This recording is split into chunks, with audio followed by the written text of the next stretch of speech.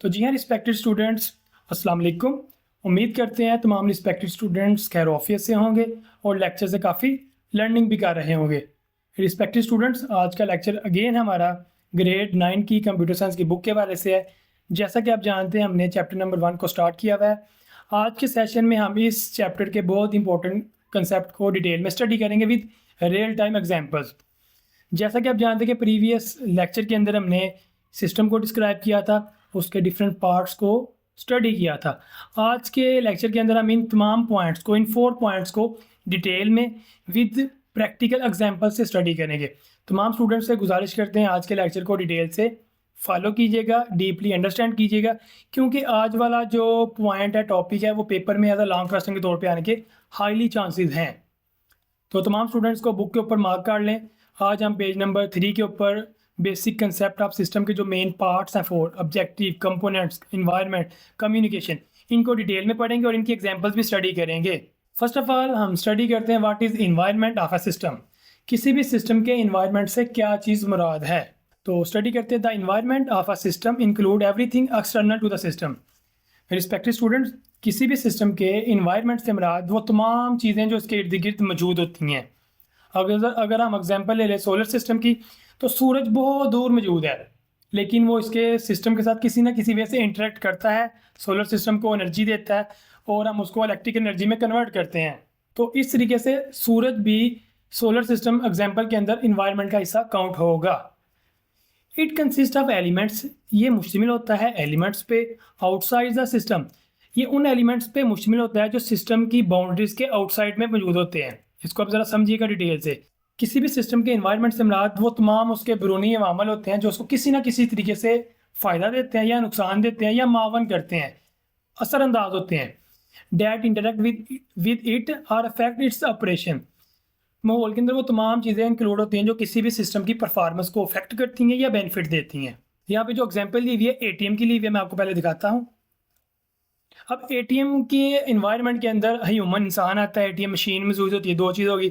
3rd number پہ کسی بھی بینک کا سرور ہوتا ہے جہاں پہ آپ کا ڈاٹا اسٹور ہوتا ہے، جہاں سے آپ کی پیمنٹس ڈیڈکٹ ہوتی ہیں اور اے ٹی ایم سے پیسے نکلتے ہیں، 3 چیز ہوگی۔ 4th نمبر پہ وہ برانچ ہوگی جہاں پہ آپ کی اے ٹی ایم موجود ہے۔ تو یہ بھی 3-4 ایگزامپلز میں نے انکلوڈ کی ہیں، ایلیمنٹس انکلوڈ کیے ہیں اے ٹی ایم کی ایگزامپل کے اندر۔ تو اس انوائرمنٹ میں ڈفرینٹ ایلیمنٹس بھی آپ ایڈ کر سکتے ہیں، لیکن سمجھنے کے لیے اتنا ہی کافی ہے۔ اب اس کو اردو میں بھی میں آپ کو پڑھاتا ہوں۔ کسی بھی سسٹم کے ماحول میں وہ تمام بیرونی چیزیں شامل ہوتی ہیں جو سسٹم کی حدود سے باہر ہوتی ہیں۔ ٹھیک ہو گیا؟ یہ وہ بیرونی عناصر ہوتے ہیں جو سسٹم کے ساتھ ڈائریکٹ انٹریکٹ کرتے ہیں یا اس کے کام پر اثر انداز ہوتے ہیں، یہ بھی ہم پڑھ چکے ہیں۔ ایک automated A T M system کے لیے اس کا ماحول وہاں کے آنے والے صارف یوزرز ہوتے ہیں اور بینک کا مرکزی نیٹ ورک سرور ہوتا ہے۔ تو یہاں پہ ہم نے 2-3 اس کے انوائرمنٹس کی چیزیں بتائی ہیں۔ پریویس لیکچر کے اندر ہم نے آپ کو سولر سسٹم کی ایگزامپل دی تھی، اس کے ڈفرینٹ عوامل ہوتے ہیں۔ تو بچوں بک کے اوپر ہم نے ابھی تک انوائرمنٹ کو اسٹڈی کیا ہے۔ کس کو اسٹڈی کیا ہے؟ انوائرمنٹ کو۔ اس کو مارک کر لیں آپ، اس کو ہم نے اسٹڈی کر لیا ہے۔ نیکسٹ اب ہم ماڈیول کو دیکھتے ہیں۔ Y is communication and interact Umang the system components is important. بچوں ہم نے پڑھا تھا کہ کسی بھی سسٹم کے 4 میجر کمپوننٹس ہوتے ہیں یا میجر ٹاسک ہوتے ہیں۔ پہلے نمبر پہ آبجیکٹیو تھا، کمپوننٹس تھے، انوائرمنٹ تھا، کمیونیکیشن تھا۔ اب ہم نے پڑھنا کہ کمیونیکیشن کیوں ضروری ہے۔ کمیونیکیشن کیوں ضروری ہے؟ اٹ انشورز دیٹ، کون انشور کرتا ہے؟ Communication. It ensures that individual components work together in an organized and smooth manner. جناب کمیونیکیشن اس چیز کو میک شور کرتی ہے کہ جو ڈفرینٹ کمپوننٹس ہوتے ہیں کمپیوٹر سسٹم کے یا کسی بھی سسٹم کے، وہ آپس میں اسموتھلی ورکنگ کریں اور ایک دوسرے کو رزلٹس دیں تاکہ وہ ایک دوسرے سے بینیفٹ گین کر سکیں۔ اب نیچے ہم کرتے ہیں ود اور پراپر کمیونیکیشن۔ رسپیکٹڈ اسٹوڈنٹ، اگر کوئی سسٹم بہت اچھا کام کرتا ہے لیکن اس کے اندر کمیونیکیشن ٹھیک نہیں ہے تو اس کے رزلٹس قابل اعتماد نہیں ہوں گے۔ ود اور proper communication components cannot coordinate to achieve the system overall objective۔ For example میں اگر آپ کو سولر کی ایگزامپل دوں، اس کے اندر سورج سے روشنی آتی ہے، ہیٹ کی صورت میں جو پلیٹس ہوتی ہیں الیکٹرک پلیٹس اس کو کنورٹ کرتی ہیں الیکٹریسٹی کے اندر، لیکن جب وہ ٹرانسمٹ ہو کے بیٹری میں جاتی ہے اور بیٹری ہوتی ہے خراب، وہ اس کو ریسیو ہی نہیں کرتی، تو جناب ایک سسٹم نے کوآرڈینیشن نہیں کی، ایک سسٹم فیل ہوا تو پورے کا پورا آپ کا سولر سسٹم فیل ہو جائے گا۔ تو اس طریقے سے کمیونیکیشن بہت ضروری ہوتی ہے آپ کے سسٹم کے اجزاء کے بٹوین۔ یہاں پہ اردو میں بھی ہم ابھی آپ کو پڑھ کے دکھاتے ہیں، لیکن آپ کو ایک اور ایگزامپل بھی دکھاتے ہیں۔ یہ آپ کے کمپیوٹر کی ایگزامپل ہے جس میں RAM, random access memory, power supply, hard drive اور مانیٹر چاروں کمپوننٹس سی پی یو کے مدر بورڈ سے کنیکٹڈ ہیں اور آپس میں ورکنگ کر رہے ہیں.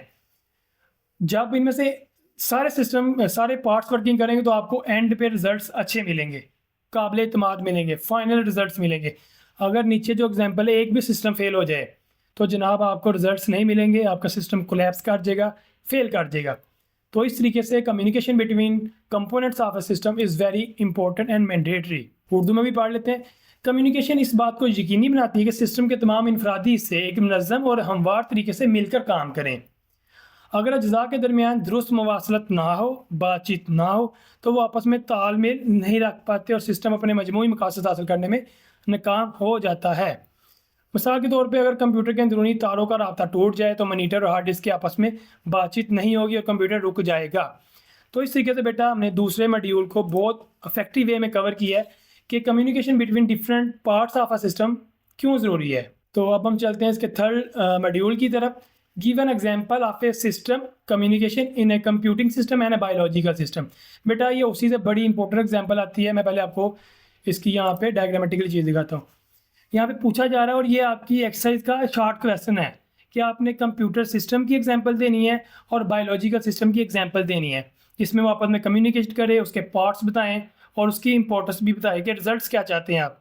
اگر کمپیوٹر سسٹم کی بات کریں تو اس میں سی پی یو کمیونیکیٹ کرتا ہے میموری کے ساتھ، وہاں سے ڈیٹا کو فیچ کرتا ہے اور دوبارہ اسٹور کرتا ہے.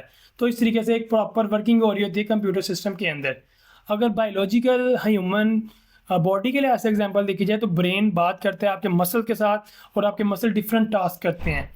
آپ کے مسل ہیوی آبجیکٹس کو اٹھاتے ہیں، موومنٹ کرتے ہیں، آپ کی باڈی کو موومنٹ دیتے ہیں.